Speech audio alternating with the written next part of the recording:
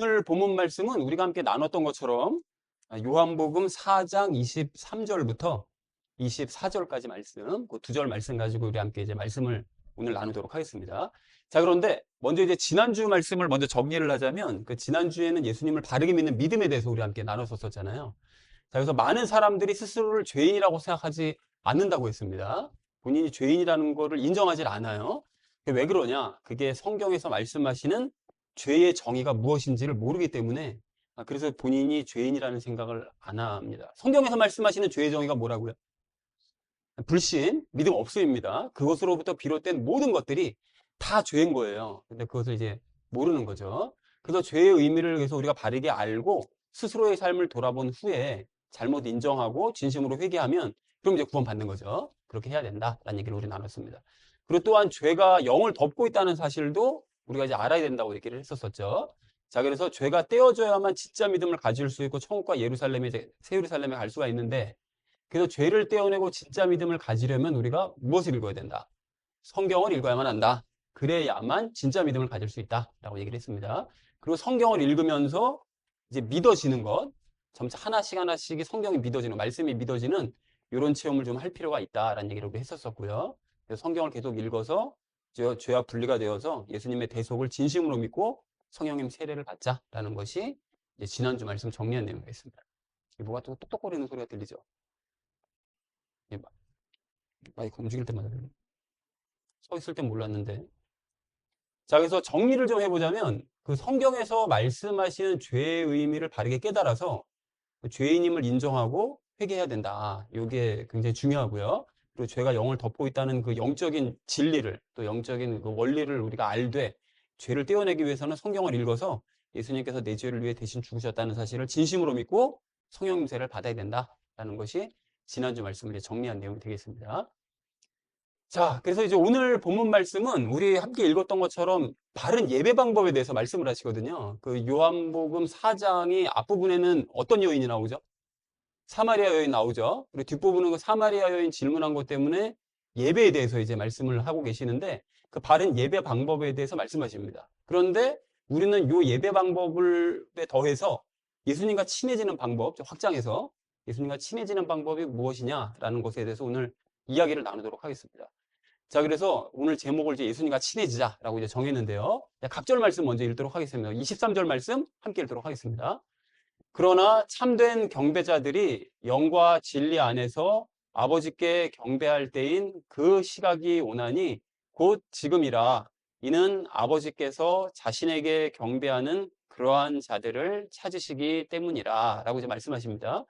여기 여러분 이제 전체적으로 잠깐 보시면 참된 경배자들, 즉 예배자들은, 진짜 예배자들은 영과 진리 안에서 예배를 드린대요. 그러니까 성부 하나님께 예배를 하는데 그때가 좀 온다는 거예요. 근데 그게 언제냐면 그 지금이라는 거예요. 그리고 그거를 전체적으로 내용을 이제 아시는 상태로 영과 진리 안에서가 무슨 뜻이냐? 영과 진리 안에서는 영 안에서 진리 안에서입니다. 그 뜻 자체가. 근데 요거를 좀 더 정확하게 얘기를 하자면 영은 성령님과 연합한 영을 뜻해요. 성령님과 우리가 연합하잖아요. 그러면 성령님과 연합한 그 영이 성령님과 그러니까 하나 되어서 드리는 예배. 그리고 진리는 곧 예수님이시잖아요. 예수님과 말씀이시라면서요. 그러니까 말씀이신 예수님과 함께 드리는 예배. 예수님과 함께 연합돼서 드리는 예배. 그거를 이야기합니다. 자, 그리고 지금이래요. 그게 그렇게 예배 드리는 때가 언제냐? 그 지금이라는 거예요. 그러니까 당시에는 예수님께서 이걸 사마리아 여인에게 말씀하고 계셨잖아요. 근데 그때 당시에는 사실 이루어진 상태는 아니었습니다. 그런데 요 상태가 영적인 상태로 이루어진 건 아니었는데 어쨌든 요 뜻은 지금과 같은 상황이라는 거예요. 그러니까 사마리아 여인이 예수님의 말씀을 들었잖아요. 그리고 예수님의 말씀이 무슨 뜻인지를 성령님을 통해서 희미하게나마 깨닫습니다.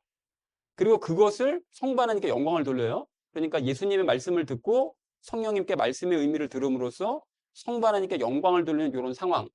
요것이 이제 지금 곧 일어나는 일이다라고 말씀하시는데 그죠? 어렵기 때문에 요건 제가 적용 시간에 자세하게 말씀을 드리도록 하겠습니다. 그리고 우리는 지금 이런 식으로 예배를 드려야 돼요. 이런 식으로. 자, 그래서 아버지께서 자신에게 경배하는 그러한 자들을 찾으신대요. 그러니까 성부 하나님께서는 위와 같은 방식으로, 어떤 방식으로요? 영 안에서, 진리 안에서 성령 하나님과 예수님과 함께 드리는 예배, 그렇게 그런 방식으로 예배하는 자들을 찾으신대요. 그래서 그 23절 말씀을 정리를 하자면 이렇게 정리할 수가 있겠는데, 참된 예배자들이 영과 진리 안에서 성부 하나님께 경배할 때가 오나니 뭐 지금과 같다. 그렇게 예배를 드려야 되는 그 이유가 있는데, 성부 하나님께서는 그러한 방식으로 예배드리는 사람들을 찾으시기 때문이라는 거예요. 그러니까 성령님과 예수님과 함께 예배드리지 않는 예배는 예수님께서, 성부 하나님께서 받지도 않으시고 찾지도 않으신다. 그래서 이렇게 예배를 잘 드려야 된다라고 말씀하고 있습니다. 자, 이어서 24절 말씀 함께 읽도록 하겠습니다.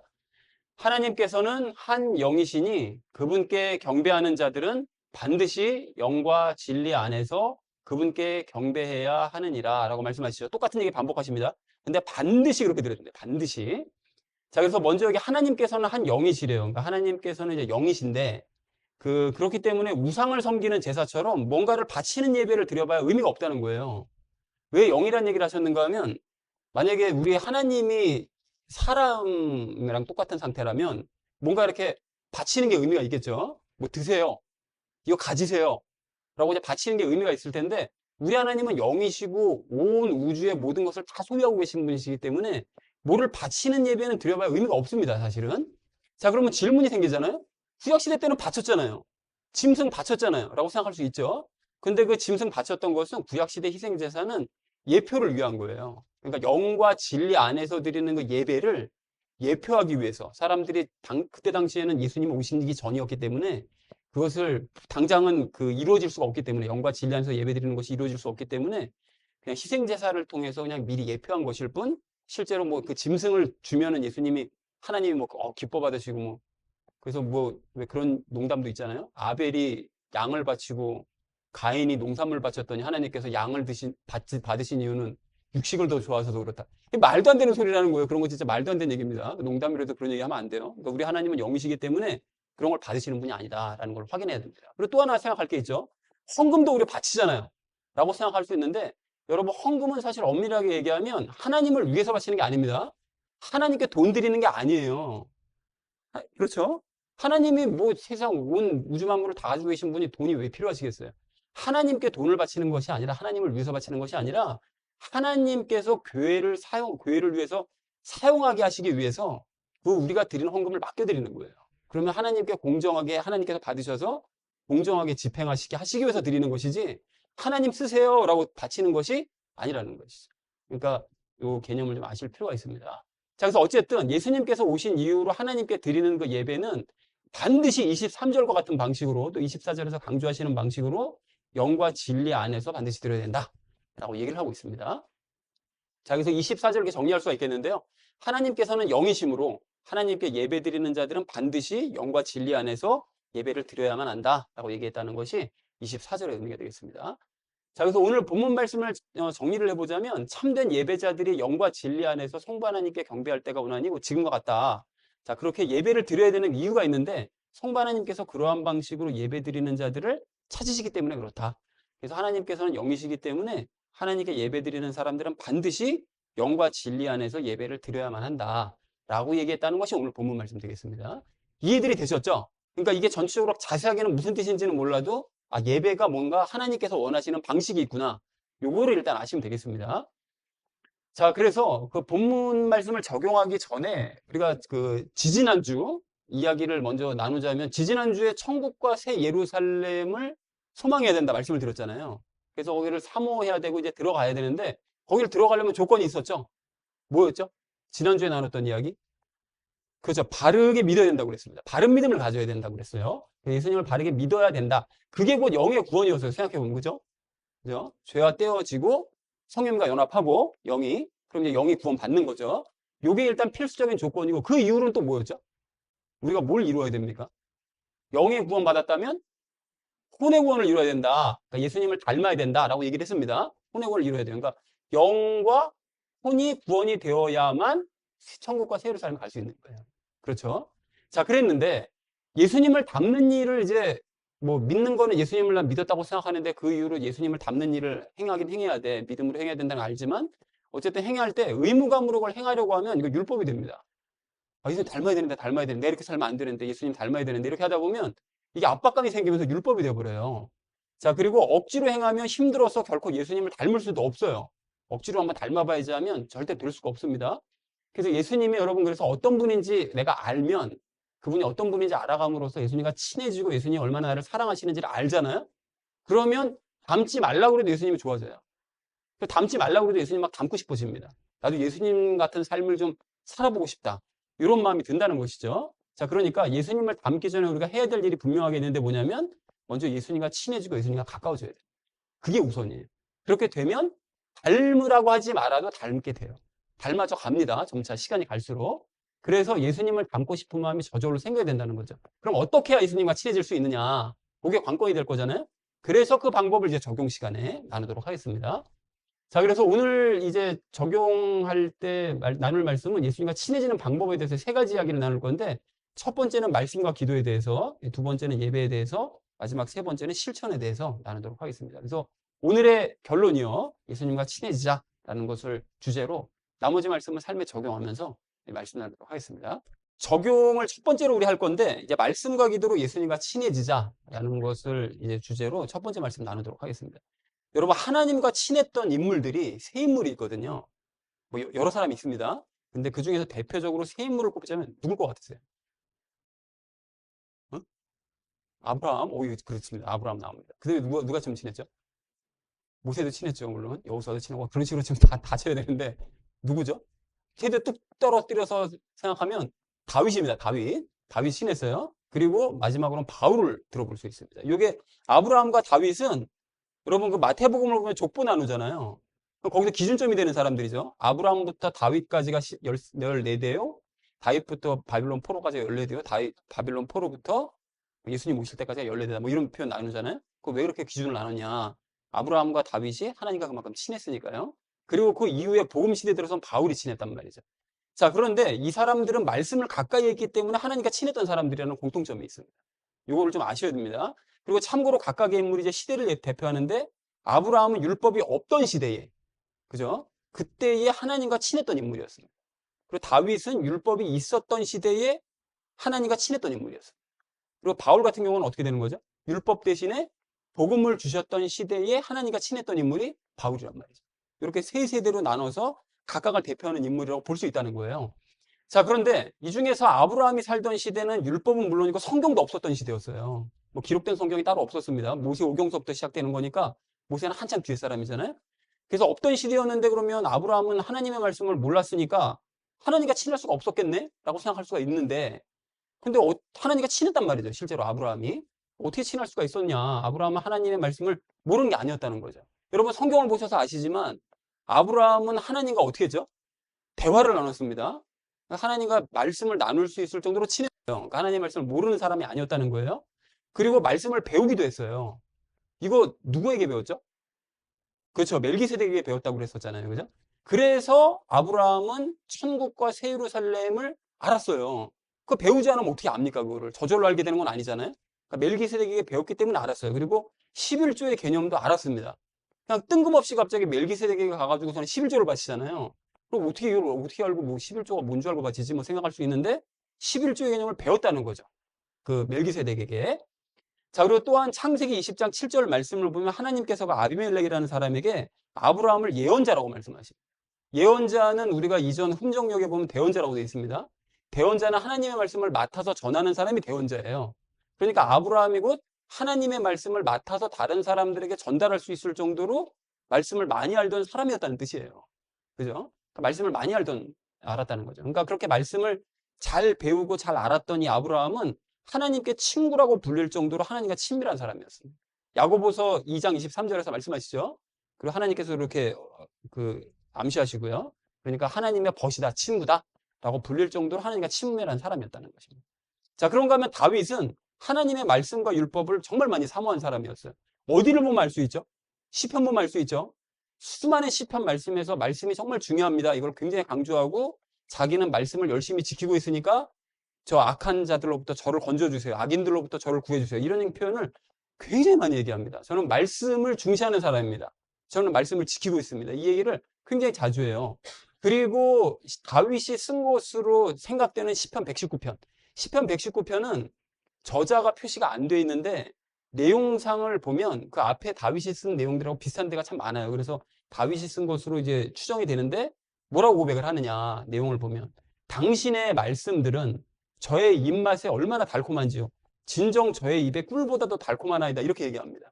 말씀이 너무 달다는 거예요. 이런 체험을 하셔야 됩니다. 이게 다윗의 체험뿐만 아니라 우리도 체험해야 되는 거예요. 성경 말씀 볼 때 말씀이 어쩜 이렇게 다냐. 너무 좋다 이게. 이런 느낌이 있어야 돼요. 그리고 당신의 말씀은 제 두 발의 등불이요 제 행로의 빛이니이다. 그러니까 내 갈 길을 비춰주시는 것이 하나님의 말씀입니다라고 고백하더라는 것이죠. 그리고 과거에 웃사가 죽었을 때 언약궤 싣고 하다 언약궤 만졌던 웃사가 죽었잖아요. 그때 죽었을 때 다윗이 처음에 왜 죽었는지 몰랐어요. 근데 뭐를 보고 웃사가 죽었는지 알았죠? 성경 말씀 보고 언약궤로 옮기는 방식이 잘못됐구나 이걸 깨달은 거예요. 그러니까 말씀을 탐구해서 언약궤로 옮기는 방법을 깨달은 거죠. 그러니까 이렇게 하나님의 말씀을 가까이 했던 다윗은 하나님께 마음에 맞는 사람이라는 평가를 받더라는 거죠. 사도행전 13장 22절에서 스데반 집사님이 얘기하잖아요. 그 사람은 하나님의 마음에 맞는 사람이었다라는 얘기를 합니다. 자, 그렇다면 바울은 어땠느냐? 뭐 바울은 예수님의 12제자들처럼 예수님과 동고동락하면서 성경 말씀 배우진 않았습니다. 그런데 나중에 예수님께 별도로 따로 가서 말씀을 배웠어요. 그 10몇 년의 기간 동안. 그래서 바울은 복음과 성경을 가르치는 사도로서 모든 열심을 다합니다. 그 이후에 말씀과 같이 사는 거예요. 그래서 예수님께서는 바울을 선택한 그릇이다. 내가 선택한 그릇이다라고 얘기를 하십니다. 자, 그러니까 이렇게 하나님과 친했던 사람들의 면면을 보면 다 말씀을 가까이 했다는 공통점이 있어요. 모세도 마찬가지잖아요. 모세는 성경을 아예 쓰고요. 여호수아는 주야로 말씀을 묵상해가지고 가나안을 정복해요. 말씀 묵상한 거 하나 가지고. 그러니까 모든 하나님과 친했던 인물들은 다 말씀을 가까이 했다는 공통점이 있다는 것입니다. 자, 그렇다면 우리는 어떠냐? 이제 우리를 봐야 되잖아요. 여러분 예수님과 친해지고 싶으세요? 정말입니까? 주원, 예수님과 친해지고 싶어? 아니야? 몰라? 큰일 났네. 엎드려. 정말 친해져야 되죠. 친해지고 싶은데 그러면 우리가 뭘 해야 되는지는 아브라함과 다윗과 바울을 통해서 이미 깨달았어요. 그죠? 뭐라고 그러셨죠? 말씀을 읽어야 된다. 말씀을 가까이 해야 된다. 여러분 그런데 의무감에 억지로 읽지는 말아야 됩니다.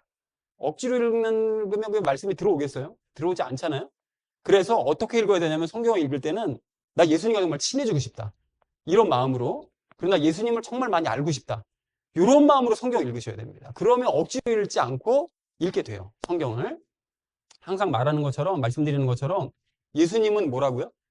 말씀이세요. 말씀이시기 때문에 예수님과 친해지고 싶다면 말씀과 친해져야만 합니다. 이거는 무슨 뭐 다른 게 아니에요. 그 뭐 선택사항이 아니에요. 말씀이시기 때문에 친해지고 싶으면 그냥 말씀과 친해져야 되는 건 어쩔 수 없는 거예요. 자, 근데 그럼에도 불구하고 저는 도저히 성경 읽기가 너무 힘들어요. 그렇다면 큐티라도 하셔야 됩니다. 최소한. 근데 이런 얘기하면 또 큐티만 한다고. 그러면 안 돼요. 큐티도 하고 성경 말씀도 보고 다 하셔야 됩니다. 근데 정말 너무너무 힘들 때는 큐티만이라도 적어도 해야 되는 거예요. 요거만이라도 최소한의 요것만이라도 지켜야 된다는 것이죠. 자, 그리고 그런가 하면 우리는 이제 예수님과 친해지기 위해서 이제 기도를 해야 되는데 기도에 대해서는 개척 초반부터 계속 얘기해 왔잖아요. 개척한 지 우리 20년이 다 되고 하는데 계속 얘기해왔던 게 뭐냐면 예수님과 친해지기 위해서는 예수님 인식하면서 일상생활 중에 계속 예수님께 말씀드려라. 이 얘기 많이 하잖아요.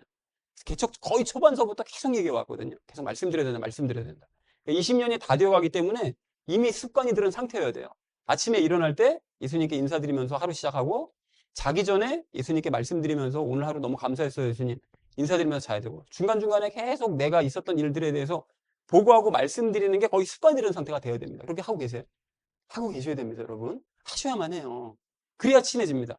그리고 별도의 시간을 내서 기도하는 시간도 따로 가지셔야 돼요. 그렇게 얘기를 계속 드리다 보면 내가 예수님께 더 많이 말씀드리고 싶다는 생각이 들어요. 우리가 왜 예전에 연애할 때 그렇잖아요. 그 연애를 안 하는 그냥 맹숭맹숭한 그냥 남사친 여사친이면 할 말이 별로 없어요. 근데 사귀다 보면은 말을 하면 할 말이 더 많아지잖아요. 그죠? 그러니까 말을 하면 할수록 더 많아집니다. 그러니까 예수님과도 똑같다는 거예요. 별도의 시간을 가져서 기도도 따로 해야 된다는 거죠. 자, 그래서 아브라함은 친구에게 말하는 것처럼 하나님께 편하게 말씀드렸었고요. 그리고 다윗도 늘 하나님의 뜻을 여쭈면서 살았었잖아요. 바울은 말할 것도 없이 늘 예수님께 기도하며 살았습니다. 복음 전할 때 늘 말씀드리면서 기도하면서 살았던 거예요. 그러니까 너무나 당연하게도 하나님께 늘 말씀드렸던 이 세 사람은 하나님과 친밀했던 거죠. 이거를 모르는 사람 없잖아요. 그럼 반대로 나도 하나님과 친해지고 싶다면 어떻게 된다고요? 하나님께 늘 말씀을 드려야 되는 거예요. 당연히. 그래서 늘 예수님께 말씀드려서 예수님과 친해져야 된다는 것이죠.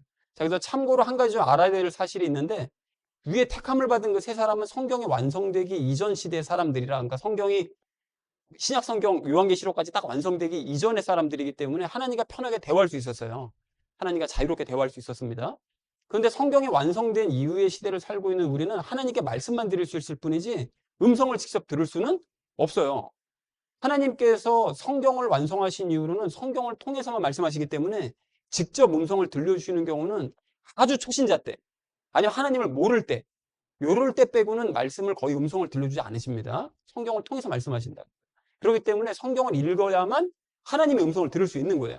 그러니까 기도로 하나님께 말씀드리고 성경으로 하나님의 음성 들어서 그렇게 하나님과 대화를 나눠야 되는 거예요. 그 방식으로. 좀 번거로워 보이죠?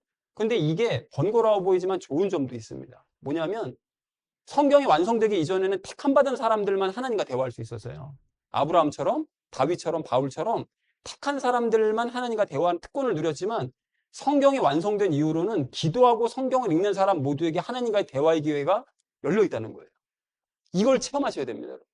내가 기도로 말씀드리고 성경을 통해 음성 듣고, 이것이 훈련이 계속 반복되면 어느 순간부터 들린다는 거죠. 하나님의 말씀이 내가 가야 될 방향이 아까 다윗이 얘기한 것처럼 내 발의 등불입니다 얘기할 정도로 내가 갈 길을 보여주시는 게 보인단 말이에요. 들린단 말이죠. 그렇게 해야 됩니다. 그렇기 때문에 기도해야 됩니다. 나의 상황에 대해서, 필요에 대해서, 속상한 일들에 대해서, 기쁜 일들에 대해서 모두 말씀드리자는 거예요. 그래서 수시로 말씀드리고 시간 내어서 말씀 또 드리고요. 그리고 성경을 읽어서 말씀드린 것에 대한 예수님의 응답이요, 음성을 듣자는 것이죠. 그렇게 예수님과 대화해서 예수님과 정말로 친해지는 우리가 되기를 간절한 마음으로 소망합니다. 자, 그래서 정리를 좀 해보자면 아브라함, 다윗, 바울은 말씀을 가까이 했기 때문에 하나님과 친밀했다. 예수님과 친해지고 싶은 마음을 가지고 그래서 우리도 성경을 읽자. 그리고 수시로 예수님께 말씀드리고 시간을 정해놓고 말씀을 드리자.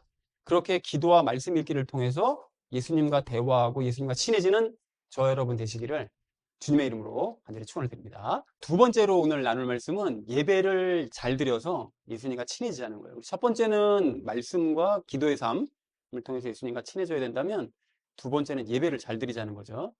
여러분, 예배는 예배의 주인공 되신 하나님께 나를 드리는 시간입니다.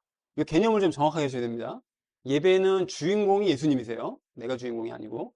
그리고 예수님께 뭘 받거나 하는 시간이 아니라 내가 드리는 시간입니다. 나 자신을 드리는 시간입니다. 나의 모든 것을 다. 그러니까 내가 주인이 되어서 뭔가를 받으려고 하면 안 됩니다, 사실은. 예배 시간에. 그러니까 우리가 예배 시간을 이제 이런 시간으로 오해할 때가 많은데 내가 원하는 거, 내 기분, 내 사정, 내 마음을 하나님께서 알아주시기를 바라는 시간으로 삼으려고 자꾸 해요. 그래서 때로는 뭐 기분 나쁘면 너무 기분이 한도가 넘어가면 예배도 안 드리려고. 아, 하나님 예배할 기분이 아니에요. 뭐 이런 식으로. 그래서 여기 와서도 뭐 내가 원하는 거나 내 기분이나 내 사정이나 내 마음을 하나님께서 좀 알아주셨으면 하지 않아도 이미 아십니다. 그러니까 내가 지금 중요한 내가 중심되는 시간으로 삼으면 안 된다는 거죠. 그렇게 내가 중심이 돼서 드리는 예배가 우상을 섬기는 제사가 그래요. 우상 섬기는 제사. 그러니까 무속 종교들이나 불교나 기타 종교들을 여러분 가만히 생각해 보시면 모두가 다 자기 때문에 예배를 드립니다. 자기 때문에 제사를 드려요. 자기 유익 때문에 제사를 드립니다. 그러니까 내가 중심이에요. 그러니까 내가 만약에 여기서 의미가 없으면 그 제사를 참석하지 않습니다. 내가 뭔가 이익이 되고 내가 뭔가 도움이 되니까 거기에 참석하는 거지, 도움이 안 되고 유익이 안 되면 참석하지 않는 거죠. 그러니까 이런 식으로 제사를 드리면 안 된다는 거죠. 그래서 그리스도인들은 예배 시간에 자기중심적인 생각과 마음을 모두 버려야 되는 거예요. 나를 버리고 예수님께만 집중하면서 오는 거죠. 하나님께만, 하나님을 중심에 두고 하나님께 집중해야 되는 거죠. 예배 시간이. 자, 그렇게 하나님께 이제 집중하면서 나 자신을 제물로 드리는 시간이 그게 예배라는 거예요. 나 자신을 제물로 드리는 시간이.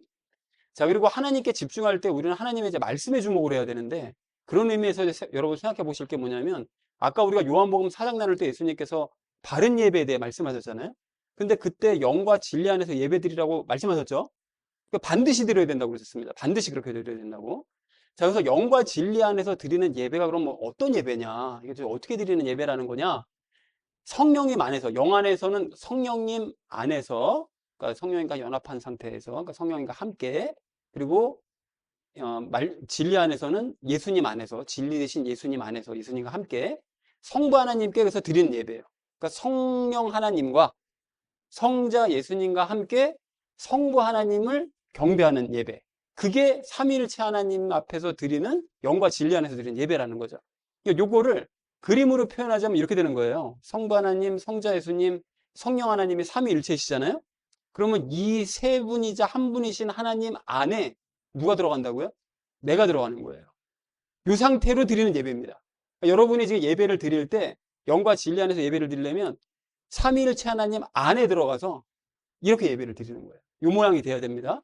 자, 그래서 좀 더 구체적으로 말씀을 드리자면 설교자를 통해서 말씀이 선포가 되잖아요. 근데 요거는 예수님께서 주시는 말씀이라는 거죠.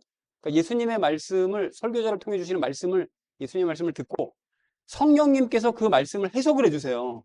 그 말씀에 집중하면서 듣다 보면 성령님께서 각 사람의 심령 안에 성령님께서 이 말이 지금 너 상황이 이렇잖아. 요 말씀이 이렇게 대입이 되는 거야. 그 성령님께서 각자에게 설명을 해주십니다. 각자의 상황을 제가 다 알 수 없잖아요. 그러니까 성령님께서 그 상황에 맞춰서 설명을 해주세요. 요거를 듣는 예식입니다. 그 예식이 영과 진리 안에서 드리는 예배라는 거예요. 그래서 이걸 다시 한번 더 그림으로 표현하자면 삼위일체 하나님 안에서 내가 예배 드린다고 그랬잖아요. 그럼 성자 예수님께는 말씀을 들어요. 그죠? 그럼 그 말씀에 대한 그 해석을 성령 하나님께서 해석을 해주십니다. 그러면 나는 그거를 말씀과 내 해석을 두고 내 상황에 맞는 말씀을 주셨다는 것을 깨닫고, 아, 그럼 이렇게 해결하면 되겠구나. 아, 이렇게 나에게 위로를 주시는구나. 아, 이렇게 나를 사랑해 주시는구나. 이거를 예배 시간에 깨달으면서 하나님 앞에 기쁨과 감사를 올려드리는 거죠. 그러면서 동시에 하나님께로부터 능력이 와요. 그 말씀을 받아들인 그 말씀이 내 안에 심어져서 그게 능력이 됩니다. 일주일을 살아갈 능력, 힘이 되는 거예요. 그러니까 이런 상태로 드리는 예배가 뭐라고요? 영 안에서 진리 안에서 드리는 예배라는 거예요. 그러니까 삼위일체 하나님 안에서 영과 진리로 드리는 예배가 바로 이 모양입니다. 이 그림을 잊으시면 안 돼요. 기억하셔야 됩니다. 이 상태로 예배 드려야 되는 거다. 그러니까 목사가 만약에 말씀을 나누는 게 아니라 막 예화나 막 잔뜩 얘기하고 뭐 재밌는 막 농담이나 하고 막 개인적인 얘기 잔뜩 하잖아요. 그러면 예수님의 말씀이 일단 선포가 안 됐죠. 그리고 거기 성령님께서 그러면 그런 예화나 무슨 뭐 개인적인 이야기에 설명을 해주실 게 있어요, 없어요? 없죠. 그렇게 되면 이건 영과 진리로 드리는 예배가 아닌 거예요. 그렇게 되면 당연히 하나님께서는 그런 예배를 받으시지 않으시는 거죠. 받으실 수가 없어요. 말씀으로 드리는 예배가 아니니까. 그래서 목사는 예수님께서 주신 말씀을 기도로 준비하고 그걸 나눠야 되는 것입니다. 설교 시간에. 그래야 되는 거예요, 예배 시간이. 자, 그래서 여러분 지난주에 제가 이제 말씀을 읽으면 그 말씀의 칼이 영을 덮고 있는 죄를 깨뜨리신다고 말씀을 드렸잖아요. 기억나시죠? 그러니까 성령님과 연합을 그래서 이제 그 이후로 하게 되는 거예요. 계속 말씀을 읽으면 읽을수록 말씀의 칼이 되어서 계속 죄를 깨시는 거죠. 그래서 죄가 완전히 깨지면 그 순수한 영과 성령님과 연합해서 하나가 되는 거죠. 그렇게 된다 그랬는데, 그런데 문제는 뭐냐면 성령님과 연합을 해도 일부 죄가 육체 안에 남는다고 그랬잖아요. 기억나시죠? 그런데 이 죄가 문제가 뭔가 하면 이 죄가 예배를 드릴 때 말씀을 믿지 못하도록 자꾸 방해를 해요. 그리고 말씀이 내 안에 지금 들어와서 내 상황과 연결시켜서 성령님께서 설명을 해주시려고 하는데 그 전에 먼저 차단해 버리는 거예요. 아, 듣기 싫다. 아, 내 상황이랑 아무 상관도 없는데 짜증난다. 성령님께 설명을 듣기도 전에 그렇게 차단을 해버리는 거예요, 본인이. 그렇게 되면 뭐 예배 망치는 거죠. 이렇게 방해를 하는 거예요, 죄가. 그리고 또한 세상적인 생각이 자꾸 매몰되게 해요. 예배를 드려서 말씀에 집중해야 되는데, 아, 내일 회사 가서 어떡하지?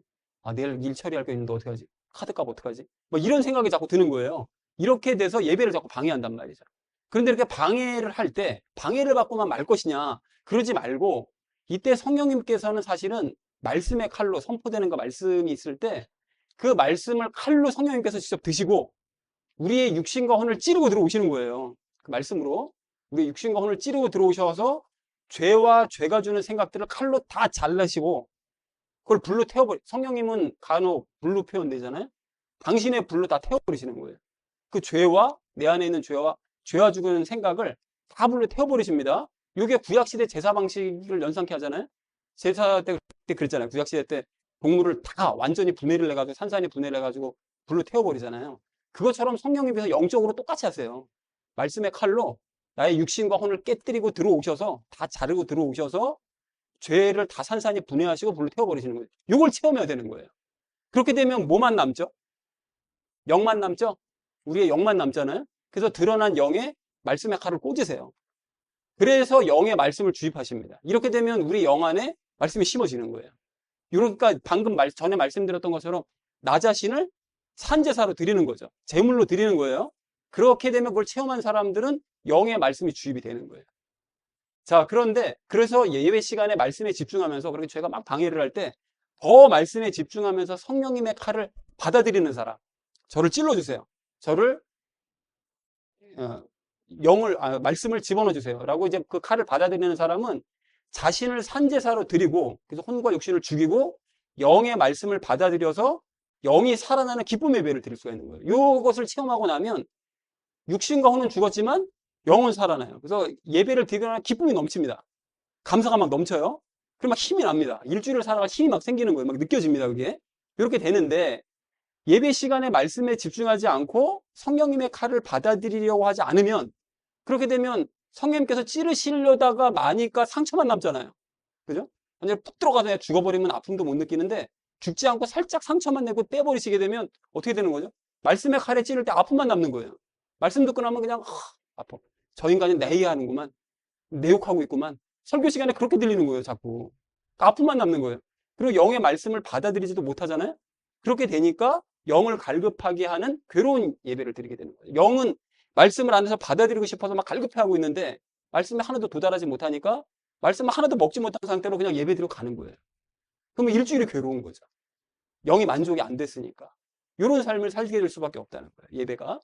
자, 그래서 또한 이렇게 성도가 말씀에 집중하지 않고 성령님의 칼을 거부하면 하나님께서는 그런 예배를 못 받으십니다. 왜냐하면 말씀이 들어가지 못하니까 말씀으로 드리는 예배가 아니기 때문에 말씀을 받질 않으세요. 이런 예배를 안 받으세요. 그러니까 성도는 말씀과 성령님의 칼을 거부하지 않도록 기도하면서 준비를 해야 됩니다. 어떤 말씀이 오든 제가 그 말씀을 듣기 좋은 말이든 듣기 싫은 말씀이든 제가 받아들여서 칼을 받아들여서 이 영 안에 말씀이 들어와서 성령님의 놀라운 역사가 제 안에 폭발적으로 일어나기를 원합니다라고 기도하고 예배 참석하셔야 되는 거예요. 목사는 말씀을 준비하고 기도로 준비해서 참석하고 성도님들은 말씀의 칼을 받아들일 준비를 하고 기도하고 들어오시고 이렇게 돼야 그 예배가 바른 예배가 된다는 것이죠. 이해가 되셨죠? 동의가 되시죠? 그래서 예배도 결국은 따져보면 말씀과 기도입니다. 평일에 말씀과 기도로 예배의 삶을 살고 적용 1에서 말씀드렸던 것처럼 주일에 함께 모여서 말씀과 기도로 예배를 드리는 거예요. 이게 올바른 예배입니다. 이렇게 예배를 드려야. 그리고 이렇게 올바른 예배를 드리면 하나님과 결국 친해질 수 있는 거예요. 이렇게 여러분 생각해 보세요. 매 주마다 이런 식으로 예배를 드리면 말씀의 칼이 나에게 들어와서 순종을 해서 말씀의 칼이 들어와서 영이 계속 말씀이 쌓여가면 하나님과 친해지지 말라고 해도 친해질 수밖에 없어요. 그걸 1년에 52번을 반복한다고 생각해 보세요. 1년 지나고 나면 그런 사람은 급성장합니다. 말씀의 저지를 가지고 풍성히 먹었으니까. 급성장하는 거죠. 영적으로. 친해지고요. 자, 그래서 정리를 하자면 예배의 주인공은 하나님이시기 때문에 하나님께 집중하면서 나 자신을 드려야만 한다. 그리고 하나님께 집중하는 것은 곧 말씀에 집중하는 거다. 말씀의 예배를 드리는 거예요. 그래서 예수님의 말씀을 듣고 성령님께 설명을 듣는 예배가 영과 진리 안에서 드리는 참된 예배다. 말씀의 예배가 참된 예배다.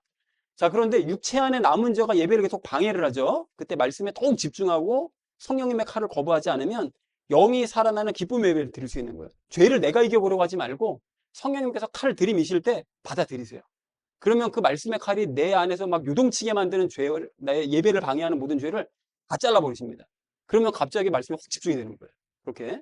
그래서 영이 살아나는 기쁨의 예배를 드릴 수가 있게 되는 거죠. 그래서 매일 말씀과 기도의 삶을 살고 주일에 말씀과 기도로 예배드려서 하나님과 친해지는 여러분 되시기를, 또 저와 되기를 주님의 이름으로 간절히 축원드립니다. 자, 이제 마지막 세 번째로 나눌 말씀은 실천하자는 거예요. 여러분, 하나님과 친해지려면 말씀과 기도의 삶을 살고, 적용 1에서 말씀드렸죠. 그리고 영과 진리로 예배드려야 된다. 적용 2에서 말씀드렸습니다.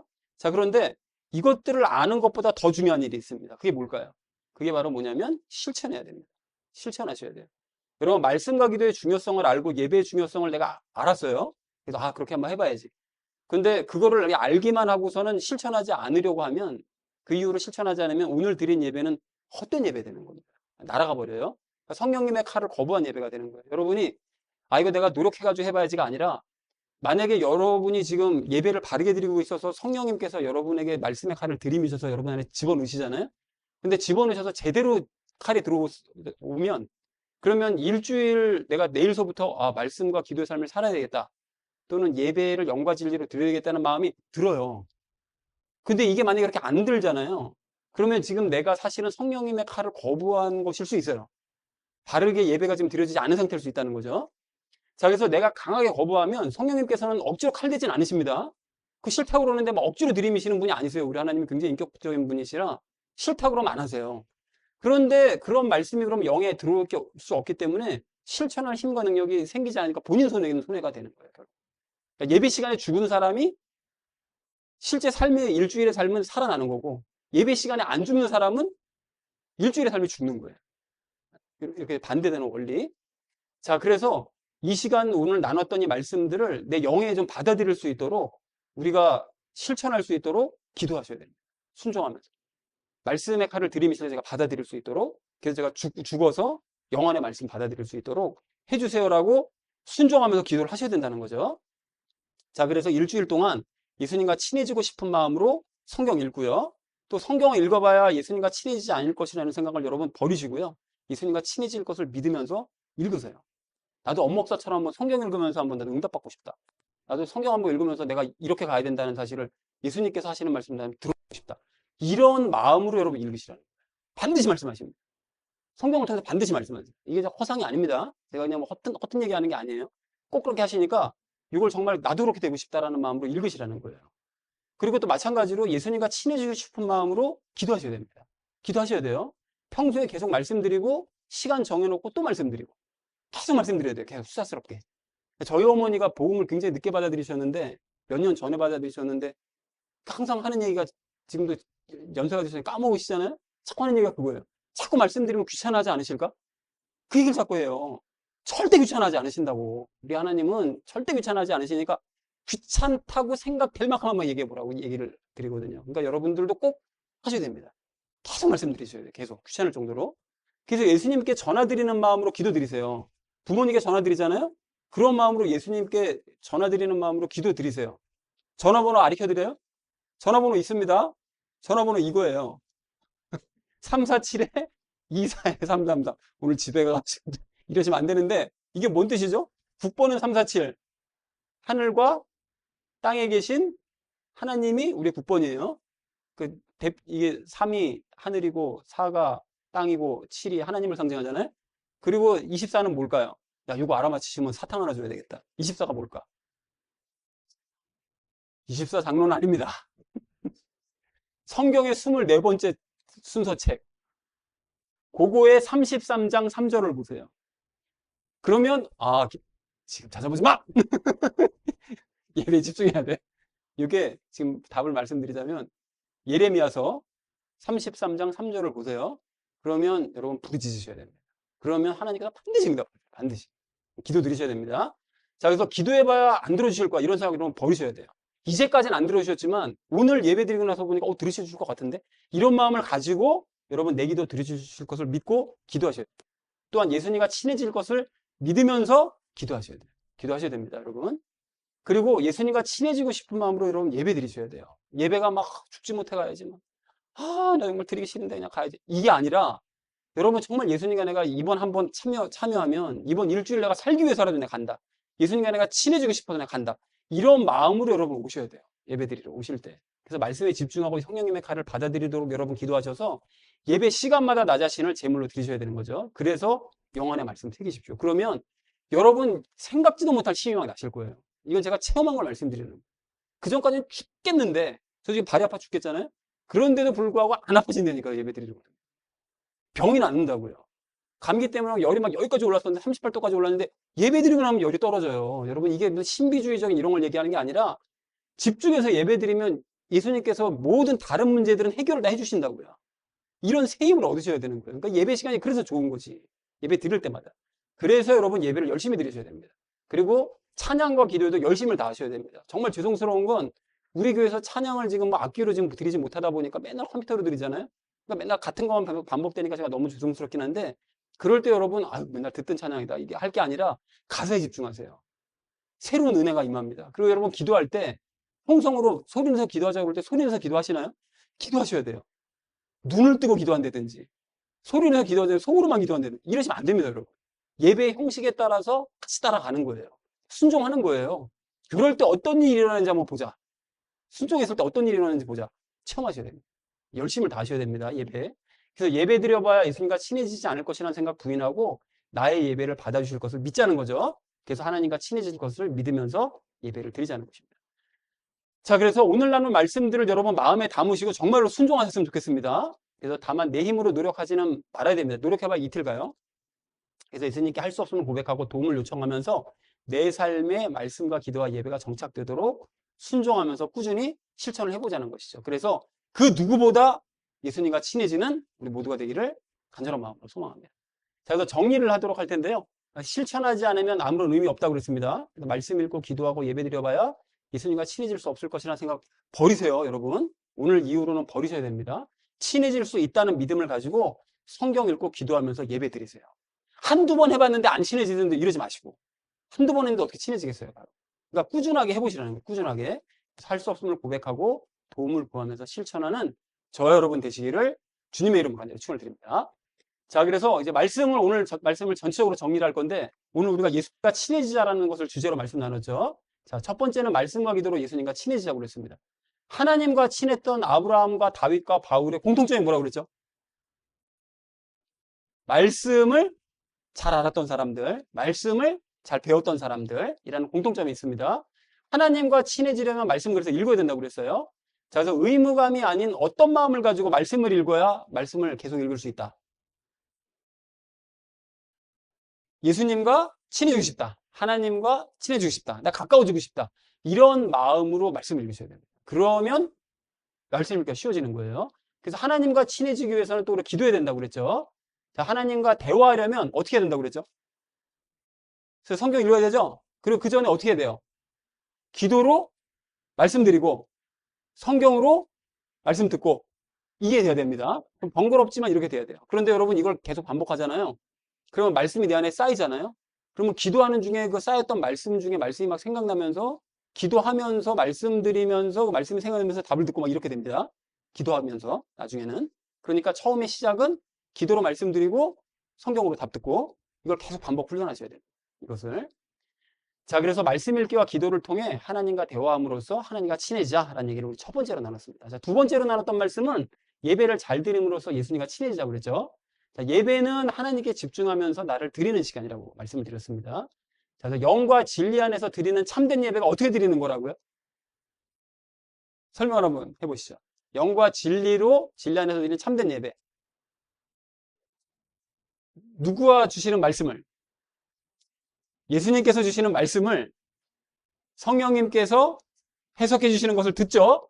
그러면 그걸 듣고 내가 내 삶의 문제가 막 해결되는 게 막 예배드리면서 느껴지기도 하고 막 이래요. 그리고 막 그 말씀 자체가 깨달아지는 게 너무 막 기쁘고 막 감사해요. 그래서 누구를 경배하게 된다고요? 성부 하나님을 경배하는 거죠. 그러면서 기쁨과 감사를 드리는 거예요. 그리고 새로운 능력을 받습니다. 요게 삼위일체 하나님 안에서 드리는 영과 진리 안에서 드리는 참된 예배다 라는 것을 기억하셔야 됩니다. 영희도 지금 이해했어. 잘했습니다. 자, 그리고 그런데 육체 안에 남은 이것이 예배를 방해한다고 그랬습니다. 이게 뭐라고 그랬죠? 죄가 자꾸 예배를 방해한다고 그랬어요. 그럼 방해하는 대로 내가 딸려갈 게 아니라 말씀에 더 집중해야 되는 거죠. 그리고 성령님의 칼을 이제 받아들이면 나 자신을 산제물로 드릴 수가 있고 이것이 살아나는 기쁨의 예배를 드릴 수 있다. 영이 살아나는 기쁨의 예배를 드릴 수 있게 된다라고 말씀드렸습니다. 자, 그래서 매일 말씀과 기도의 삶을 살고 주일에 말씀과 기도로 예배드려서 하나님과 친해지는 우리가 되자라는 얘기를 우리 두 번째로 나눴습니다. 자, 마지막 우리 세 번째로 나눴던 것이 이제 실천하자고 했는데 오늘 들은 말씀을 실천하지 않으면 아무런 의미가 없습니다, 여러분. 듣고 말면 그냥 끝이에요, 이거는. 그래서 말씀을 읽고 기도하고 예배드려봐야 하나님과 친해질 수 없을 것이라는 생각을 여러분 버리셔야 됩니다. 나 같은 사람도 상대해 주신다고. 나 같은 사람도 들어주신다고. 이거를 믿으셔야 돼요. 여러분, 믿으셔야 됩니다. 저 같은 사람도 들어주셨으니까요. 그래서 하나님과 친해질 것이라는 이것을 가지고, 무엇을 가지고? 믿음을 가지고 말씀을 읽고 기도하면서 예배를 드리자. 그래서 할 수 없음을 고백하고 도움을 구하면서 실천해서 하나님과 정말로 친해지는 우리가 되자라는 것을 마지막 세 번째로 우리 나누는 시간 가졌습니다. 자, 그래서 사랑하는 우리 나눔 있는 교회 성도님들 모두는 말씀과 기도의 삶으로 예수님과 친해지시고요. 영 안에서 진리 안에서 예배 드리셔서 예수님과 친해지시기 바랍니다. 무엇보다 이 모든 말씀들을 실천하셔서 예수님과 정말로 친해지시는 저와 여러분 되시기를 주님의 이름으로 간절히 축원드립니다.